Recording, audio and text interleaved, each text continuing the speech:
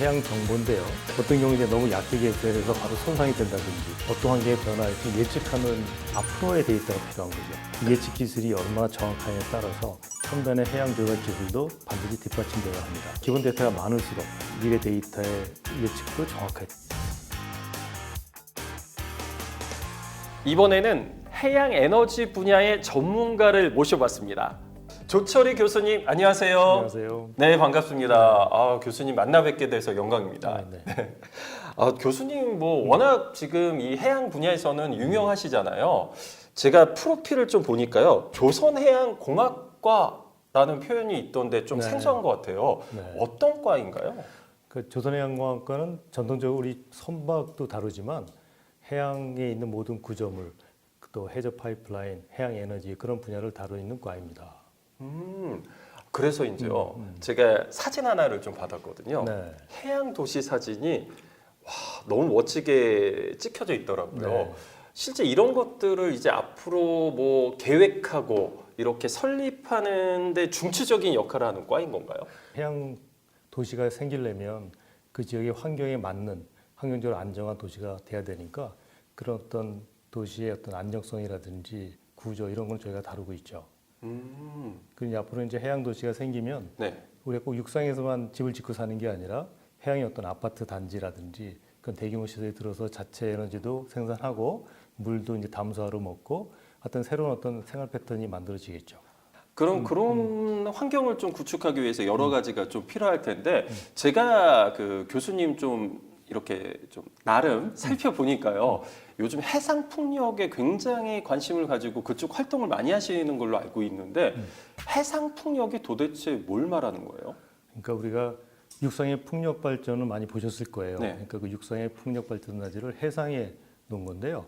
그 육상 풍력하고 달리 해상에는 그 어떤 간섭이라든지 그런 어떤 에어리어 면적의 제한이 없거든요. 그리고 바람이 굉장히 좋기 때문에 육상보다 훨씬 많은 에너지를 생산할 수가 있는 거죠. 물론 육상에 구조물을 설치하는 것보다 훨씬 어렵겠죠. 파도도 치고 네. 바람도 치고 태풍도 치고 하지만 그 어려운 만큼 또 그만큼 또 이득이 많으니까 우리나라도 요즘에 해상 풍력을 많이 하려고 그러지만 유럽은 굉장히 많이 활발하게 단지 조성이 되고 있죠. 그럼 이런 해상 풍력의 이 단지를 조성하기 위해서는 말씀처럼 진짜 다양한 변수들을 다 체크해야 되잖아요. 그렇죠. 네. 그런 것들을 확인하기 위해서 해양 정보가 중요하다고 들었거든요. 실제로 중요할까요? 네, 굉장히 중요한 정보가 바로 해양 정보인데요. 뭐 해양의 어떤 바람의 속도, 네. 바람의 어떤 기간, 어떤 이런 것들이 바로 이제 발전량과 직결되고요. 또 그 저기에 해상 풍력 단지를 설치하려면은 그 해양 환경이 안정해야 되니까 뭐 각종 바람뿐만 아니라 파도, 조류 또 이제 구조물 설치하면 안정성 확보를 네. 위해서 그 해저면에 그 파일링을 해야 되는데 해저면 밑에 어떤 소일 데이터 이런 다양한 정보들이 굉장히 필요한 것이죠. 그럼 이 해저 밑에 소울 데이터라 하시면 단단함 그런 걸 체크하는 그렇죠. 건가요? 그러니까 우리 육지도 보면 이제 소일이 클레이층이다, 점토층이다, 모래층이다, 안반이다 다르듯이 해저 밑에도 굉장히 다양한 소일층이 존재하는데 네. 그것을 알아야 그거의 어떤 파지력, 그 안정성을 갖다 계산할 수가 있는 거죠. 제가 이거 원초적인 질문인데요, 교수님. 제가 이제 친구들하고 낚시를 가게 되면 낚시터의 사장님을 통해서 정보를 얻거든요. 그렇죠. 그런데 이제 교수님 같은 경우는 정말 많은 이런 해상 내에서 건축물을 설립하기 위해서는 다양한 정보들이 필요하잖아요. 그렇죠. 네. 이런 정보들은 어디에서 얻고 계신 거예요?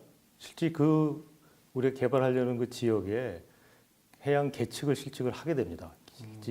해서 파도 같은 경우는 봄, 여름, 가을, 겨울 4계절의 변화 데이터를 얻기 위해서 1년 동안 계측을 하고요. 1년 동안요? 그렇죠. 그리고 이제 조류 같은 경우는 최소한 한 달 반 이상, 네.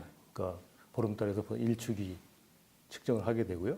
그리고 이제 해저면 밑에 어떤 소일 같은 경우는 우리가 CPT라든지 네. 버튼 프로파일러 이런 다양한 그 장비를 이용해서 자료를 얻고 있습니다. 그러면 교수님 혹시 국내뿐만 아니라 해외에서도 그렇게 다 실측을 하고 체크를 하는 건가요? 아니면 그런 정보들이 이미 잘 구축되어 있어서 보는 건가요? 그러니까 정보가 잘 구축되어 있는 지역의 어떤 개발을 한다든지 단지 조성을 하게 되면 굳이 할 필요는 없겠지만 대부분 이제 그 지역에 그런 정보가 없는 지역 같은 경우는 실제 실측을 해서 데이터로 확보해야 됩니다. 아, 그러면 앞으로 그런 것들이 측정이 돼서 많이 이런 스캔이라고 표현하나요? 그 지형에 대해 스캔이 쫙 되면은 그 뒤에는 그 정보만 가지고도 그렇죠. 충분히 만들 수 충분하죠. 있는 거군요. 네. 네, 교수님 네, 그 네. 신에너지 이야기 참 많이 하시는 것 같은데 신에너지가 정확하게 뭘 말하는 거예요? 네. 그러니까 신재생 에너지라고 얘기하는 것이 네. 그 새로운 신에너지 세 가지 연료전지, 석탄, 액화가스, 수소 에너지를 얘기를 하는 거고요. 재생 에너지는 계속 뭐 무한한 에너지를 얘기를 하는 건데 8가지가 있는데 주로 태양열, 태양광, 바이오매스, 풍력, 소수력, 지열, 해양 에너지, 폐기물 에너지 8개를 얘기하고 있습니다. 아, 그럼 그 중에서 중요한 재생 에너지 중에 하나가 해상 풍력인가요? 맞습니다. 네. 그러면 이 해상 풍력의 장점은 뭐가 있을까요? 그 육상 풍력하고 달리 해상 풍력 같은 경우는 그 어떤 바람에 대한 간섭이 적고요. 그리고 풍속도 굉장히 좋기 때문에 발전량이 높은 네. 그런 발전을 할 수가 있습니다. 육상 풍력에 비해서 약간 설치비는 높지만 그만큼 더 장점이 많기 때문에 유럽에서는 많은 전력 생산을 해상 풍력에서 하고 있습니다. 아, 제가 이거는 번외적인 질문인데요. 네네. 제가 이제 이 생선을 좋아하다 보니까 혹시 해상에 해상 풍력 단지가 많이 조성을 되면 생선이나 물고기들이 많이 생산량이 줄어들지 않을까 하는 그런 건 없겠죠. 많은 사람들이 그런 질문을 해요. 바다에 뭘 설치하면 자원에 문제가 생기지 그런가요? 않을까. 네. 근데 외국에서 해상 풍력 발전단지 한 밑에를 보니까 네. 그 지역에 이제 풍력단지 그 파일 주변에 이제 뭐 따개비라든지 뭐 해양 생물들이 많이 살게 돼서 또 오히려 이제 어획량이 늘었다는 보고도 있어요. 그래서 그래요? 네, 맞습니다. 그래서 이제 단지화로 됐을 때 어떻게 이제 변화하는 거에 이제 많은 영향을 연구하고 있는데 그 뭐 토착성 어종이라든지 회유성 어종 이런 어종들이 큰 변화는 없다고 유럽에서 나오고 있어요. 아, 그리고 제가 또 하나 궁금한 게요. 이 풍력이잖아요. 네. 그럼 이게 바람이 안 불 때는 무용지물 아닌가라는 생각이 드는데 네. 실제 그런가요? 당연히 바람이 안 불면 전력은 생산은 할 수 없는 거죠. 근데 이제 해상풍력 재생에너지 같은 경우는 네. 전력이 우리가 원할 때 바로 이제 나오는 게 아니라 바람 불을 때 전력이 생산하기 때문에 어떤 경우에는 우리가 필요 없을 때는 그걸 꺼두는 그런 셧다운 시키는 그런 상태가 발생이 돼요. 그래서 앞으로는 이제 셧다운 하지 말고 그 잉여 전력을 갖다가 비축한다든지 수소로 변환해서 나중에 추후 사용하려는 그런 프로젝트들이 진행되고 있습니다. 아까 말씀한 것처럼 이제 해상 정보를 얻는데 많은 어려움이 있으셨다고 하셨잖아요. 혹시 과거에는 지금보다 훨씬 더 심했을 거 아니에요? 맞습니다. 과거에는 해상 정보를 어떻게 얻으셨어요? 그러니까 과거에 그 계측 장비 같은 것들이 현재보다 훨씬 정확하지 못했어요. 그래서 정부의 어떤 신뢰성이 떨어졌는데 네. 최근에는 이제 장비의 기술이라든지 어떤 테크닉이 발전해서 또 이제 장비를 갖고 이제 데이터 분석하는 기술이 발전해서 상당히 정확한 정보들을 얻을 수가 있죠. 혹시 그러면요, 과거에 그런 해양 정보, 해상 정보를 얻기가 어려워서 있었던 좀 웃지 못할 에피소드 같은 거 있으면 하나만 말씀해 주시겠어요? 이제 해양 정보가 불확실하다 보니까 굉장히 그 오버 에스티메이트 그러니까 설계를 갖다 굉장히 보수적으로 한 것들이 많죠. 예를 들면 이제 해상풍력 단지 같은 게 네. 단지 조성이 되면 그 전력을 갖다 해저 케이블로 육상까지 이송시켜야 되잖아요. 해저 케이블을 해저에 깔게 되는데 그 해저 케이블이 그 뭐 앵커라든지 배 앵커라든지 그 어구 같은 거에 이제 손상이 되겠죠. 네. 그러면 이제 전력이 수송이 안 되겠죠. 그래서 이제 해저 케이블이 어느 정도 그 앵커에 안정하기 위해서 해저 밑으로 매설이 돼야 되거든요. 네. 근데 이제 정확한 정보가 없으니까 상당히 그 깊게 매설한다든지 어떤 경우 이제 너무 얕게 매설해서 바로 손상이 된다든지 이제 그런 그 현상이 발생을 했죠. 그 해양 정보가 정말 엄청나게 중요한 정보다라고 하는데요. 혹시 앞으로 꼭 필요한 해양 정보가 있다면 어떤 것들이 있을까요, 교수님? 그 해양의 환경을 앞으로 어떤 환경에 변화할지 예측하는 어떤 기술이 필요하겠죠. 그러니까 우리가 지금 해양 구조물을 설치한다든지 네. 해양 풍력을 설치하게 되면 현재 데이터가 아니라 앞으로의 데이터가 필요한 거죠. 해상 풍력 단지를 조성하게 되면 네.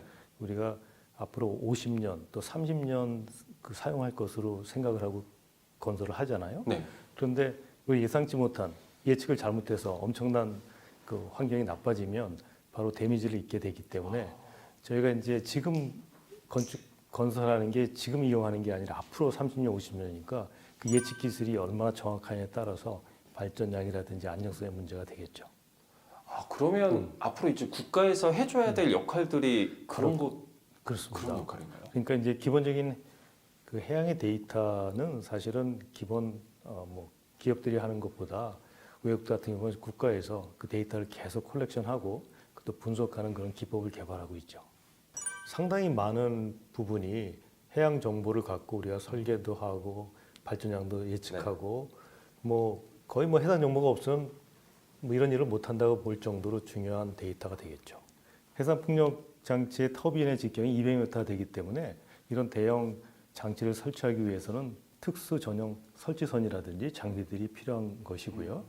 또 이런 해상 풍력 단지를 개발하기 위해서는 바다의 특성을 알아야 되기 때문에 첨단의 해양 조사 기술도 반드시 뒷받침되어야 합니다. 교수님의 이야기를 듣다 보니까요, 해양 도시가 이제 멀지 않았구나라는 생각이 드는데요. 네. 사실 그런 도시를 건립하는데 아까 말씀하신 것처럼 다양한 것들 기술도 있어야 되고 여러 가지가 있어야 되잖아요. 네. 그런데 기본 데이터가 그렇게 중요하다라고 말씀하셨거든요. 진짜 네. 중요한가요? 그렇죠. 그러니까 해양의 각 지역마다 그 환경 데이터 다릅니다. 우리 뭐 동해와 서해, 남해 환경이 다르듯이 그럼 이제 우리 앞으로 30년, 50년 해양 도시를 만든다든지 아니면 뭐 해양 발전 단지를 구축하려면 앞으로 어떻게 해양이 될지 우리가 예측을 해야 되잖아요. 그렇죠. 그런 예측을 하려면 기본 데이터들이 확보가 돼 있어야 돼요. 그러니까 일본을 제가 가봤는데 거기는 이제 그 정부에서 운영하는 그런 데이터 센터가 있어요. 그런데 일본의 전역 뭐 수백 개의 어떤 그 관측 지점에서 실시간으로 데이터를 그 보내와서 그걸 갖다 수집하고 분석을 하고 있습니다. 수백 개요? 네, 뭐 수백 개 관측소가 있어요. 근데 우리나라는 굉장히 제한적인 어떤 관측 지점이 있기 때문에 그 지역에서의 어떤 데이터밖에 얻을 수 없는 거죠. 미국 같은 경우도 굉장히 관측점이 많기 때문에 다양한 정보를 갖다가 수집하고 있습니다. 그럼 우리나라도 이 관측소를 좀 늘려야 되는 건가요? 그렇죠. 여러 지역에 많이 이제 기본 데이터를 확보할 수 있는 그런 그 구조를 만들어야 되겠죠. 그러면 말씀처럼 30년 뒤에 이 지역이 어떻게 변할지 그런 것들을 알 수 있는 날이 오는 건가요? 기본 데이터가 많을수록 그런 그 앞으로의 그 미래 데이터의 그 예측도 정확히 되는 것이죠. 저는 갑자기 좀 궁금한 게요, 교수님. 말씀처럼 이런 기본 데이터가 차근차근 쌓이기 위해서는 국가에서는 이제 앞으로 어떤 것들을 역할을 하고 발전하고 방향을 가져가야 될까요? 그러니까 해상의 많은 지역에 관측 지점을 만들고 거기서 이제 계속 데이터를 수집하는 그런 작업을 해야 되겠죠. 이제 그거는 국가에서밖에 할 수 없는 일이고요.